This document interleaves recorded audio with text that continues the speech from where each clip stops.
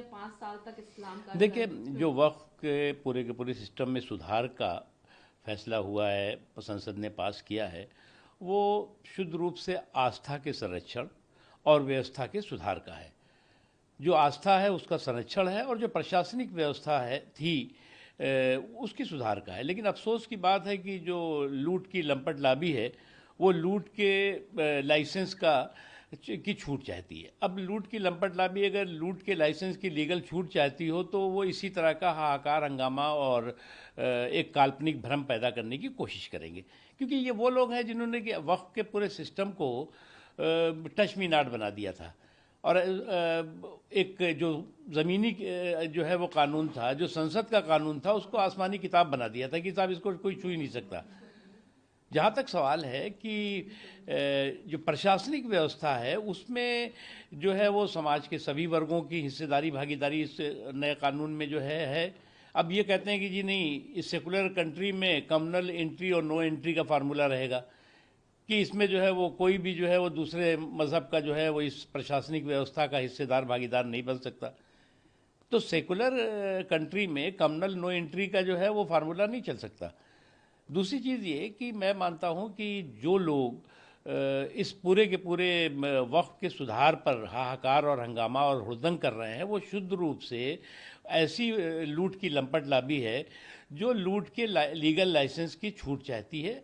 इससे ज़्यादा कुछ नहीं है। और इसलिए जो है वो जो भी कोर्ट ने इस पे फैसला किया है, सरकार ज़रूर उसको देखेगी। लेकिन मेरा मानना है कि इस सुधार पर किसी भी तरह का सांप्रदायिक प्रहार जो है वो स्वीकार नहीं होना चाहिए। लेकिन सर, जिसमें रोक लगा दी है और जिसके तहत वक्फ बनाने के लिए किसी भी व्यक्ति को 5 साल तक इस्लाम का अनुयायी होना जरूरी था, उसकी कोई आवश्यकता नहीं, उस पर कैसे? देखिए, ऐसा है कि कोर्ट जो है वो उसके संवैधानिक अधिकार है किसी भी संसद के कानून की स्क्रूटनी करने का, और सरकार की तरफ से भी जो अपना पक्ष है वो रखा गया है। लेकिन मैं मानता हूँ कि जो वक्फ सिस्टम का जो सुधार है, जो संवैधानिक सुधार है, वो आस्था के संरक्षण और प्रशासनिक व्यवस्था के सुधार का है, और इस पर किसी तरह का सांप्रदायिक प्रहार करना ठीक नहीं है।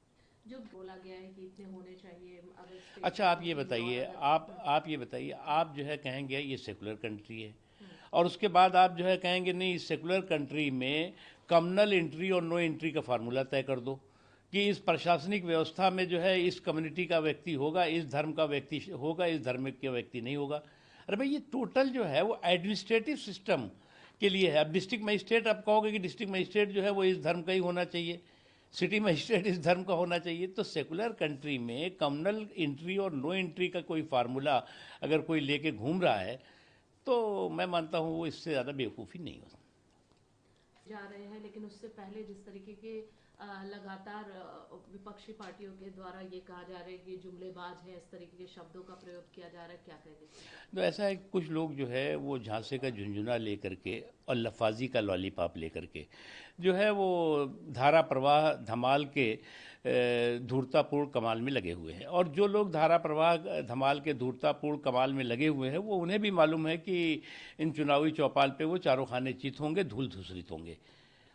और इस तरह से जो है वो जो मुद्दों को लेकर के आप जो है वो कभी कहेंगे वोट चोरी होगा, कभी कहेंगे कि आप जो है वो हम तो वोट, जनता हमें वोट देगी तब भी हम जो है वो हार जाएंगे।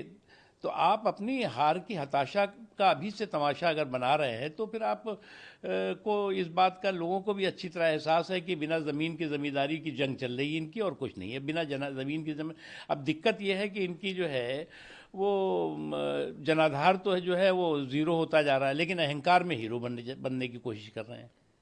तेजस्वी यादव के जीवेश मिश्रा जो है जिस तरीके का शब्दों का पत्रकार के साथ प्रयोग किया, जब सवाल पूछा गया क्योंकि गलत तरीके से उन्होंने ऑर्डर लिया और उसको जब उस पर सवाल पूछा गया जो बैकवर्ड पत्रकार हैं उन पर इस तरीके का तंज, तो क्या सरकार इनको निकालेगी? इनको देखिए, ऐसा है कि अगर आप देखें, ये तो लीपापोती करने के लिए एक एक्सक्यूज़ ढूंढ रहे हैं, एक बहानेबाजी देख रहे हैं।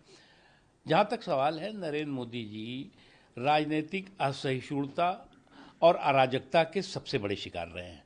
और जिस तरह से उनके ऊपर जो है वो हाथ में तो ये संविधान का जो है वो कॉपी लेके घूमते हैं, लेकिन जेब में जो है वो गाली की डिक्शनरी लेके घूमने वाले लोग हैं।